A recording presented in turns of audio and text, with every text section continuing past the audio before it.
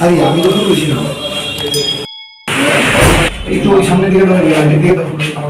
sir শুধু শুধু গিয়ে স্যার আমার বদনাম শুধু শুধু স্যার আমি বদনাম স্যার মানে জিনিস আমার না স্যার আমি কি লেগে স্যার আমার বড় কষ্ট হইতেছে স্যার বেটা রাখছে সময় লাগে ভাঙা চলতে করছে না মার্কেটে যে আবাসনের কাছে একটা দোকানে কিছু গ্রাউন্ড সুপার মজুদ আছে